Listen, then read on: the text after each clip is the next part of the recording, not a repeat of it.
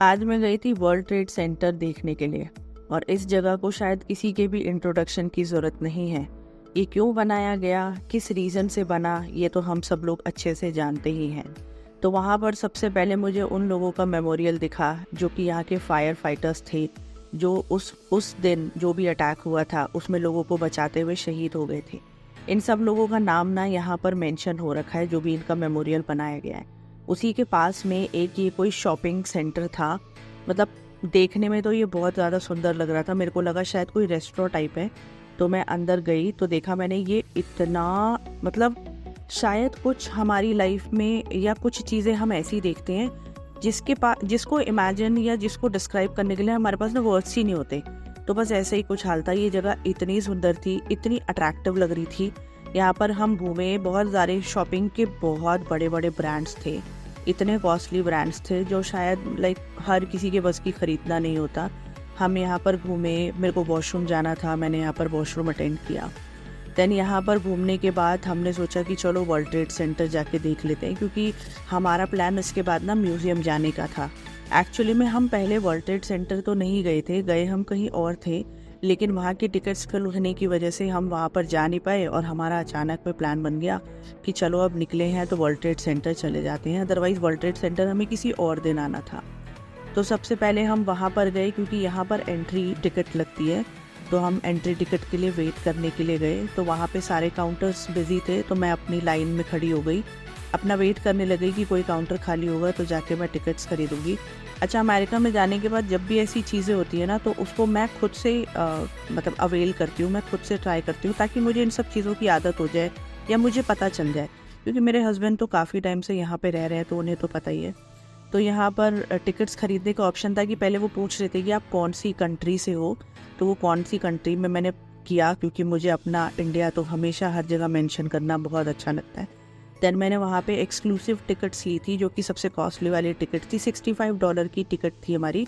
उससे lower ticket भी थी, 49 की भी थी, 55 की भी थी। लेकिन एक्सक्लूसिव का यही होता है कि आपको तुरंत एंट्री दे देते हैं वो लोग, आपको ज़्यादा वेट नहीं कराते। देन यहाँ से जाने के बाद हम यहाँ पर गए।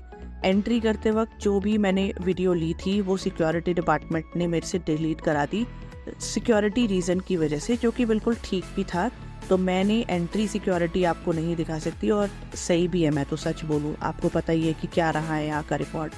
दैन उसके बाद हमने एंट्री करी तो वर्ल्ड ट्रेड सेंटर मेरी इमेजिनेशन में कुछ और था, लेकिन जब मैं यहाँ पर अंदर गई तो वो कुछ और निकला। मतलब आपको भी देख के शायद ये लग ही नहीं रहा होगा कि मैं वर्ल्ड ट्रेड सेंटर गई हूँ। मुझे तो ऐसा लगता था यार वो कोई ऑफिस काइंड ऑफ चीज़ है, वहाँ पर मुझे ऐसे देखने को मिलेगा। लेकिन एंट्री करने के बाद तो पहली बात तो मुझे थोड़ी देर तो लगा नहीं कि यार वर्ल्ड ट्रेड सेंटर ये कुछ देखने लायक है, मतलब लाइक ऑफिस है क्या। मुझे तो कुछ मॉल टाइप का लग रहा था, कोई म्यूज़ियम टाइप का लग रहा था। और वहाँ पे ना इन्होंने वर्ल्ड ट्रेड सेंटर क्या, न्यूयॉर्क की बहुत सारी डिटेल जो है स्क्रीनिंग कर रखी थी, स्क्रीन्स पे दिखा रखा था बहुत सारी चीज़ों के बारे में। मुझे भी उस दिन पता चला, मैंने देखा। तो देन उसके बाद ये ना एक गुफ़ा सी आई थी, तो मैं इसको गुफ़ा बोल रही थी, तो मेरे हस्बैंड कहते हैं कि आप इंडियन ही रहोगे, ये गुफ़ा क्या होता है। तो आप एक बात बताओ, गुफ़ा है तो गुफ़ा ही तो बोलेंगे ना। देन इसके अंदर जाते हुए देखो, आपको ऐसा लग रहा है कि हम वर्ल्ड ट्रेड सेंटर जा रहे हैं, ऐसा लग रहा है कोई म्यूज़ियम, कोई ऐसा गए। फिर अब ये है वर्ल्ड ट्रेड सेंटर की एलिवेटर, फास्टेस्ट एलिवेटर है ये। इसने 40 से 50 सेकेंड के अंदर ना हमें 102 फ्लोर पे, 102nd फ्लोर पे पहुंचा दिया था। और यहाँ पर आप देखिए ये लाइव स्क्रीनिंग चल रही है। हर साल वर्ल्ड ट्रेड सेंटर की जो भी सिचुएशन थी, रेनोवेशन का जो भी काम चल रहा था, वो वहाँ पर दिखा रहे थे डेट वाइज या ईयर वाइज। और जैसे मैं थोड़ी सी ऊपर गई ना, जैसे हम एरोप्लेन पे जाते हैं ना, हमारे कान बंद हो जाते हैं, तो लिटरली मेरे कानों में भी ना वही सेम सेंसेशन हो रही थी जो एरोप्लेन में होती है। मेरे कानों में ना वो बिल्कुल ऐसा लग रहा था, क्योंकि शायद ऑक्सीजन लेवल ऊपर जाने के बाद कम हो जाता है। तो वो हमें लेकर गए 102nd फ्लोर पे। देन वहाँ पे ना इन्होंने एक छोटी सी ऐसी ये स्क्रीन काइंड ऑफ लगा रखी थी, जिसमें इन्होंने हमें न्यूयॉर्क के बारे में बताया, न्यूयॉर्क की लाइफ के बारे में, न्यूयॉर्क की थोड़ी सी हिस्ट्री थी, या न्यूयॉर्क कैसा है, कैसे मतलब वहाँ पर कितनी बिल्डिंग्स हैं, कौन सा उसका फेमस एरिया है, क्या लाइफ है न्यूयॉर्क में एक्चुअली में। तो ये स्क्रीन पे पूरा ना हम लोगों को दिखाया गया।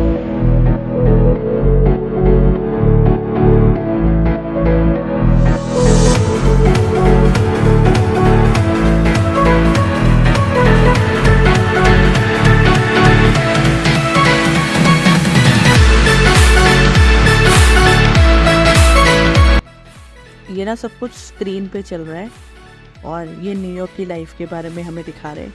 और अचानक में ना मतलब मुझे आइडिया नहीं था, ये स्क्रीन ऊपर चली गई और हमें ना बाहर का नज़ारा दिखने लग गया वर्ल्ड ट्रेड सेंटर से। लेकिन हम इतनी दूर खड़े थे कि हमें बहुत ज़्यादा डिटेल में तो नहीं दिख रहा था, लेकिन फिर भी मैंने अपने मोबाइल फ़ोन से ना उसे जूम करने की कोशिश करी, लेकिन it was just for 2 minutes, तो वो बंद हो गया दोबारा। फिर हम बाहर निकले तो इन्होंने ना हमें एक ये टैब दिया जिसके अंदर ये पूरे एरिया के बारे में था, हम कौन सा डिटेल देखना चाहें सब कुछ हम इस टैब में देख सकते थे। इसके आसपास के जितने भी एरिया थे वो हमें इसमें दिख रहे थे, क्योंकि हमारी एक्सक्लूसिव टिकट थी तो हमें ये सारी फैसिलिटीज़ उन्होंने दी थी। और यहाँ पर भी ना एक इन्होंने बाउंड्री लगा रखी थी। हम थोड़ा सा पीछे खड़े थे तो बिल्कुल एंड तक आके तो हम देख नहीं पा रहे थे।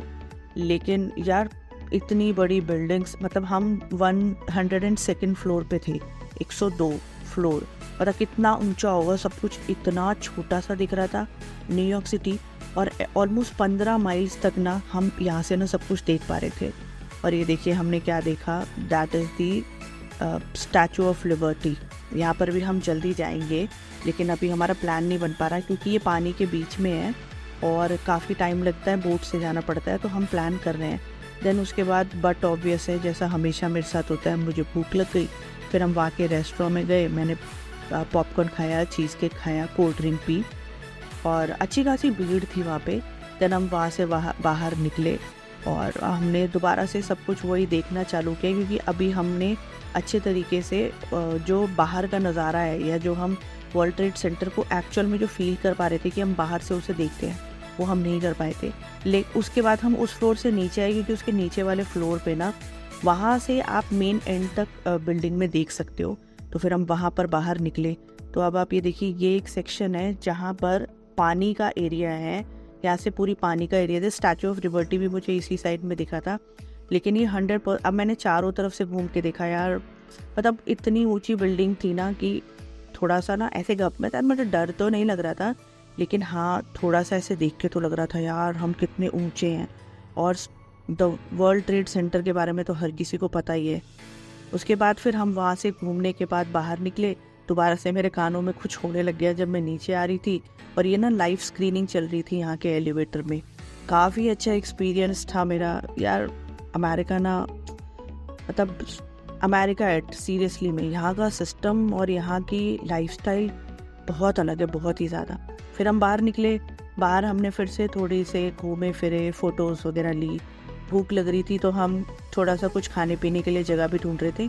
हमने सोचा था म्यूज़ियम जाएंगे, लेकिन 5:30 बज चुके थे तो इन्होंने म्यूज़ियम बंद कर दिया था, टिकट सारी हाउसफुल थी। और यहाँ पर अब मुझे एक चीज़ पता चला, अगर आप लोगों को भी कभी आना हो तो अगर आपको कहीं पे भी जाना हो ना, तो प्लीज़ आप अपनी टिकट्स ना पहले से ही बुक करके जाना।